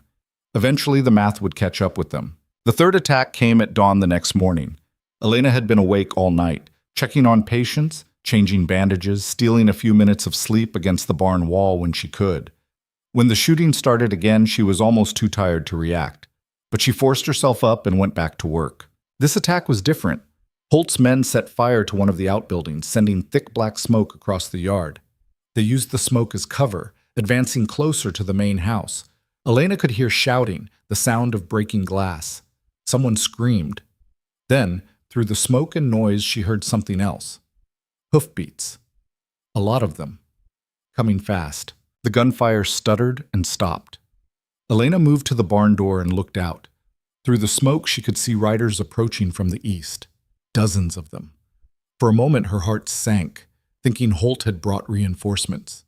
But these riders weren't attacking. They were forming a line between Holt's men and the ranch, rifles raised but not firing. At the front was Foster, the newspaper man.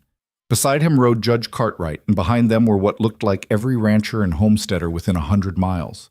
Maybe more. Holt's men pulled back, uncertain. Holt himself rode forward, his face twisted with fury. "What is this?" he shouted. Foster held up a rolled newspaper. "Justice, Mr. Holt. The Denver Chronicle published a full account of your activities yesterday. By now, every bank you've borrowed from has seen it, every investor you've swindled, every person you've threatened." He smiled. "You're finished. You can't prove anything." "Actually, we can." Judge Cartwright rode forward. "I have a federal marshal on the way with warrants for your arrest. Fraud, extortion, conspiracy to commit murder. And thanks to the good people of this valley, I have enough witnesses to put you away for the rest of your life." Holt looked at his men. Elena could see the calculation in his eyes, weighing his options. Fight and die, or surrender and face trial. "Your men know the game's up," Cole said, walking out from behind the barricade.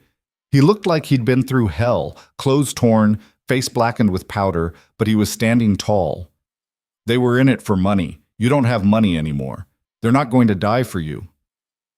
One by one, Holt's men lowered their weapons. Some dismounted and walked away without a word. Others just sat their horses, waiting to see what would happen. Holt stared at Cole with pure hatred. "This isn't over." "Yes, it is." Two of Cartwright's men rode forward and took Holt into custody. He didn't fight, just let them bind his hands and lead him away. As he passed Cole, he spat on the ground. Cole didn't react, just watched him go. The silence that followed was almost eerie. After 2 days of constant gunfire and fear, the sudden peace felt wrong, like Elena's ears were still waiting for the next shot. She walked out of the barn slowly, looking at the gathered crowd. There had to be 100 people there, maybe more. Ranchers she recognized, others she didn't, all of them standing together. Foster rode over to her and Cole. "Sorry we cut it close. Took longer than expected to get the word out." "How'd you convince them to come?" Elena asked. "I didn't have to. Once people saw the story, saw the evidence, they were ready to act." Holt had been using fear to control them. Once they realized they weren't alone, that others were willing to stand up, the fear lost its power. Elena looked at the faces around her. She saw Catherine holding her children, relief written across her features. Saw Henry shaking hands with ranchers he'd probably never met. Saw Grace standing on the porch, tears streaming down her face as Tom limped over to hold her. "We did it," Cole said quietly. "We actually did it." Elena wanted to feel the same relief she saw in everyone else, but all she felt was tired. Bone deep, exhausted, tired. She'd spent 2 days treating wounds, watching people fight for their lives, wondering if the next bullet would find her. Victory didn't erase that. It just meant they'd survived. The next few days were a blur of activity. The federal marshal arrived and started taking statements. More of Holt's men were arrested, including the ones who'd attacked the cabin and shot Tom. The evidence Elena and Cole had stolen was officially entered into the record, along with testimony from dozens of witnesses. Holt himself was taken to Denver to await trial. Elena heard later that the banks had already foreclosed on his properties, that his investors were suing him for fraud, that his whole empire had collapsed in less than a week. She felt nothing about it. No satisfaction, no anger, just the same exhaustion. She spent her days treating the wounded, helping families repair damaged buildings, trying to put the ranch back together. Cole worked beside her, never stopping, never complaining, but Elena could see the weight he carried. He'd come close to losing everything. Still might lose it, depending on what the banks decided to do with Holt's foreclosed properties. 2 weeks after the siege ended, Judge Cartwright returned to the valley. He gathered all the ranchers and homesteaders in the Bennett ranch house. They barely fit, packed shoulder to shoulder in the main room, and stood before them with a stack of papers. "I've spent the last 2 weeks reviewing land titles and contracts," he said. "Merrick Holt acquired 23 properties through fraud, coercion, or outright theft. Those transfers are now void. The land reverts to its original owners, or in cases where the owner has died or moved away, to their heirs or next of kin." A murmur went through the crowd. Catherine gripped her children's hands so tight her knuckles went white. "Furthermore," Cartwright continued, "the territorial government has issued an injunction against any future attempts to consolidate land holdings through intimidation or violence. Anyone caught engaging in such activities will face immediate federal prosecution." Henry Oakes stood. "What about the water rights? Holt claimed he owned the whole river system. Those claims were fraudulent. Water rights belong to the ranchers who've been using them, as they always have. Any disputes can be settled through proper legal channels, not through hired guns." The room erupted in voices, people thanking Cartwright, thanking each other, crying, laughing. Elena slipped out onto the porch, needing air, needing space. She sat on the steps and looked out at the valley. The snow had melted, leaving the ground muddy and brown, but she could see green underneath, spring pushing through despite everything. Cole found her there a few minutes later. He sat beside her without speaking, just sharing the space. "You okay?" he asked finally. "I don't know. Are you?" "I don't know either." They sat in silence for a while. Inside, the celebration continued, people planning for the future now that they had one again. "What happens now?" Elena asked. Cole took a breath. "I rebuild, fix what got broken, try to make the ranch work again." He paused. "What about you?" Elena had been asking herself the same question for days. She couldn't go back to town. Even if people had forgotten her supposed crime, she'd never forget. She couldn't stay here either. This was Cole's home, his life. She was just someone who'd helped him survive. "I don't know," she said honestly. "I've been running for so long, I'm not sure what it looks like to stop." "You could stay?" Elena looked at him. "Why?" "Because we need a doctor. The nearest one is 2 days' ride from here, and that's too far when someone's bleeding." Cole met her eyes. "Because you're good at what you do. Because people trust you now. Because this valley needs you. The valley needs me or you need me?" Cole didn't answer right away. "Both." Elena felt something crack open in her chest. She'd spent so long believing she didn't belong anywhere that the world had decided she was worthless. But here was Cole, offering her a place. Not out of pity or obligation, but because she'd earned it. "I'll think about it," she said. "Take your time." But Elena didn't need time. She already knew her answer. She just needed to hear that someone wanted her to stay. Over the next few weeks, life began to settle into new rhythms. The ranchers worked together to repair buildings and fences. Families who'd fled during the siege returned home. Catherine reopened her late husband's general store. Henry started planning for spring planting. Tom recovered enough to walk without a crutch, though Grace still hovered over him like he might collapse at any moment. And Elena started building a clinic. It wasn't much at first, just a room in the barn that Cole helped her clean out and stock with supplies. But word spread quickly. A farmer rode in with a broken arm. A woman came with her sick child. A young man who'd been injured in the fighting and needed his stitches removed. One by one, people started coming to Elena for help. She worked from dawn until dark, treating everything from infected wounds to difficult births to simple exhaustion. She taught Grace and Catherine basic nursing skills so they could help when things got busy. She sent letters to Denver requesting medical supplies and books, anything she could use to keep learning. The work was hard and the pay was mostly in trade. A chicken here, some flour there, occasionally actual money when someone had it. But Elena didn't care. She was doing what she was meant to do, helping people who needed her, building something that mattered. 6 months after the siege, Cole found her in the clinic late one evening. She was reorganizing supplies, making room for a shipment that was supposed to arrive the next day. "You're still up," he said. "So are you. Can't sleep. Too much on my mind." He leaned against the doorframe. "I wanted to talk to you about something." Elena set down the bottle she was holding. "All right. The ranch is doing well. Better than I expected. We had a good spring, and it looks like summer will be even better.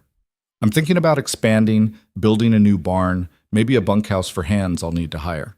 He paused. "And I was thinking we should build you a real clinic, not just a room in a barn, but a proper building. Somewhere people can come and know they'll be taken care of." "Cole, that's too much." "It's not.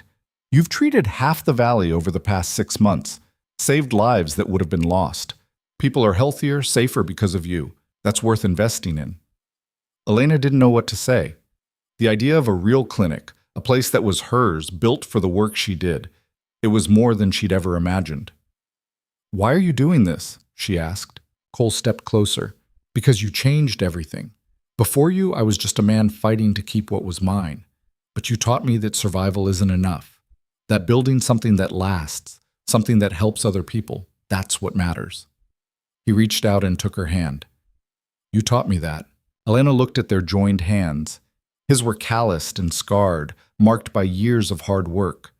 Hers were stained with medicine and blood, marked by the lives she'd tried to save. Different hands, different histories, but somehow they fit. "I'll help you build it," she said. "The clinic, if you're serious about this." "I'm serious." "Then okay." Cole smiled. It was the first real smile she'd seen from him in months, and it transformed his face, made him look younger, lighter. Like the weight he'd been carrying had finally eased. Over the next year, the valley transformed. The clinic was built, a solid structure with 2 examination rooms, a surgery, and space for patients who needed to stay overnight.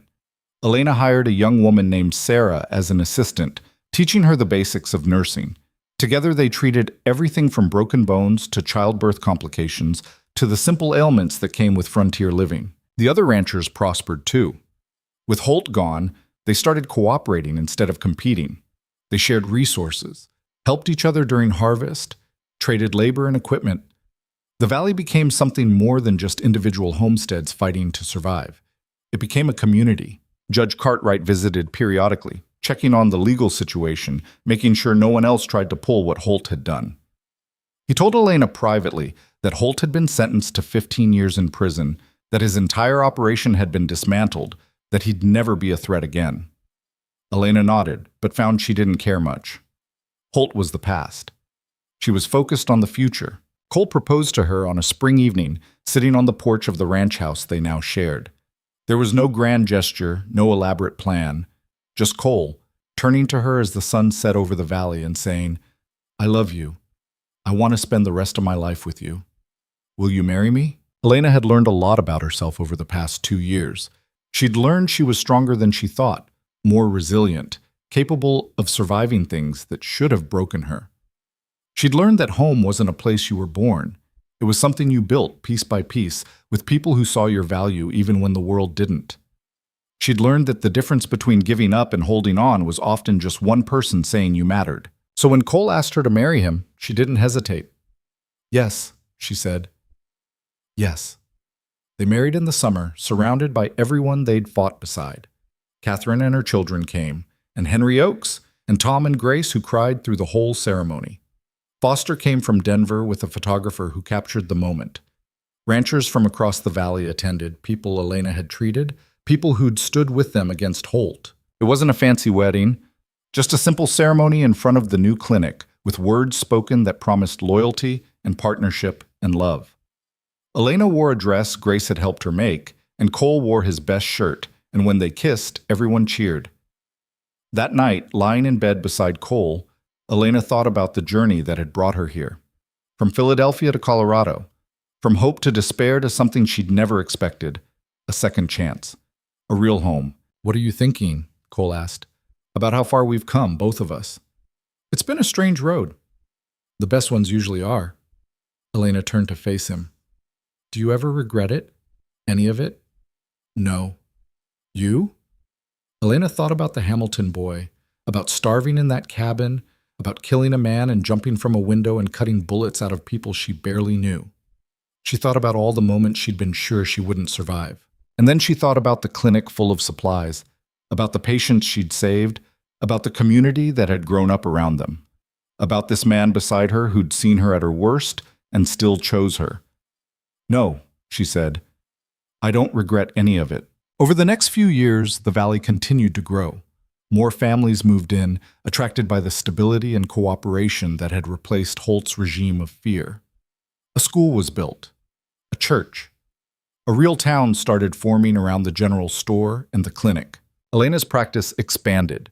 She trained more assistants, brought in more supplies, started keeping detailed records of treatments and outcomes. She corresponded with doctors back east, sharing knowledge, learning new techniques. The clinic became known across the territory. People would travel for days to see her when their local options ran out. She delivered babies who grew into children who called her Aunt Elena. She set bones for men who'd once shot at her during the siege. She treated former enemies and new friends with the same care, because that was who she'd decided to be. Not someone defined by what had been done to her, but by what she chose to do for others. Cole's ranch prospered. He hired workers, built new structures, bred some of the best cattle in the valley. But he also spent time teaching other ranchers, sharing what he'd learned, helping new homesteaders get established. He and Elena became the center of the community in a way neither of them had planned. People came to them for advice, for help, for the simple reassurance that someone cared. 5 years after the siege, Judge Cartwright visited one last time. He was older now, ready to retire, but he'd wanted to see the valley one more time before he left the bench. I've seen a lot of places in my career, he told Elena and Cole over dinner. Most of them stay broken.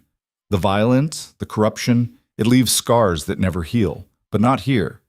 You two built something different. We had help, Cole said. Everyone has help. Not everyone uses it wisely. Cartwright looked at Elena. You know what the difference was? You refused to let bitterness define you. Both of you. You'd both been hurt, betrayed, left for dead. You could have spent the rest of your lives angry, getting revenge, nursing wounds, but instead you built. You healed. You made something better. Elena thought about that conversation for a long time after Cartwright left. She realized he was right. She and Cole had both been given a choice: let the past destroy them or use it to build something new. They'd chosen to build. Not because it was easy, not because they were saints or heroes or anything special, just because the alternative, staying broken, staying angry, was a slower way of dying, and they'd already survived too much to die that way. 10 years after Elena first found Cole bleeding in the snow, she stood on the porch of their home and looked out at the valley. The clinic was bustling. Sarah was inside with 2 other assistants, handling a busy afternoon. The town had grown into a real settlement with shops and homes and a school where Catherine's youngest now taught. Children played in the street. Ranchers drove cattle toward market. Someone was building a new house on what used to be Holt's land. The property sold to a young family just starting out. Cole came up behind her and wrapped his arms around her waist. Busy day? 3 deliveries, 2 broken bones, and a very stubborn case of pneumonia that finally turned the corner. Elena leaned back against him. Busy day for you? Signed a contract to sell cattle to the army. Big order. Should keep us stable for the next few years. Us? I like the sound of that. Me too. They stood there together, watching the life they'd built go on without them. This was the thing Elena had learned, the lesson that had taken her years to understand. Survival wasn't about being strong enough to never break. It was about breaking and healing and breaking again and still choosing to get up. It was about finding people who'd stand beside you in the breaking, who'd help you heal, who'd remind you why fighting mattered. The valley had taught her that. Cole had taught her that. The people who'd stood with them against Holt, who'd refused to give in to fear, who'd chosen cooperation over competition, they'd all taught her that. Individual survival was hard and lonely and often impossible, but survival together, as a community, as people who cared for each other, that was different. That lasted. We should tell them, Cole said quietly. Elena's hand moved to her stomach. She'd found out 2 weeks ago, had been waiting for the right moment to share the news. You think they're ready for another Bennett in the world? Ready or not, here they come. Elena laughed. A baby. After everything, a baby, a new life starting in a place that had almost died. It felt right, like a promise that the future would be better than the past. That night they told Grace and Tom over dinner. Grace cried, of course. Tom just grinned and said it was about time. Word spread quickly. The whole valley seemed to know by the next morning. People stopped by the clinic to congratulate her, to share advice, to offer help. This was what home felt like, Elena realized. Not perfection, not the absence of struggle, but people who cared, who showed up, who built something together that was bigger than any one person could create alone. The baby was born in late winter, a healthy girl with Cole's gray eyes and Elena's stubborn determination. They named her Rose, after Elena's mother. Catherine and Grace helped with the delivery, and half the valley came by over the next week to meet her. Elena held her daughter and thought about all the lives that had led to this moment. The Hamilton boy who'd died despite everything she'd done. The mob that had driven her from town. The cabin where she'd nearly starved. Cole bleeding in the snow. The siege. The fear. The choice to keep going when giving up would have been easier. All of it, every terrible, painful moment had brought her here. To this baby in her arms, this home she'd built, this man beside her, this community that had grown from ashes and fear into something worth protecting. She wouldn't change any of it. Years later, when Rose was old enough to understand, Elena would tell her daughter about those days, about the world that had tried to throw her away, and the choice she'd made to save a dying stranger. About how sometimes the smallest act of compassion, giving water to someone who should be your enemy, treating a wound that isn't your responsibility, refusing to let another person die alone, could change everything. She'd tell Rose about how her father had been more than just a man who'd been shot. He'd been someone who taught her that strength wasn't about never needing help. It was about accepting help when it came, and offering it when others needed it. About how building something that lasted required more than just individual courage. It required trust, cooperation, the willingness to stand with others even when it was dangerous. She'd tell her about the ranchers who'd stood together against Holt, about Grace who'd stayed calm when everything fell apart, about Tom who'd fought even when he could barely stand, about all the ordinary people who'd done extraordinary things simply because they refused to let fear win. And she'd tell Rose that the valley they lived in, this place of cooperation and community and second chances, hadn't always been that way, that it had been built by people who'd been broken and had chosen to heal, by people who'd had every reason to give up and had decided to keep going, because that was the real lesson. Not that good people always won, or that justice always prevailed, or that hard work guaranteed success. Those were nice stories, but they weren't true. The truth was simpler and harder. The truth was that survival, real survival, the kind that meant more than just breathing, required connection, required caring about people beyond yourself, required building something together that could withstand the storms that would inevitably come. The truth was that one person alone, no matter how strong or skilled or determined, could only do so much. But people together, standing for each other, refusing to abandon each other, even when it would be easier, that could change the world. Elena stood on her porch 15 years after that first winter, watching the sun set over the valley. Rose was inside doing homework.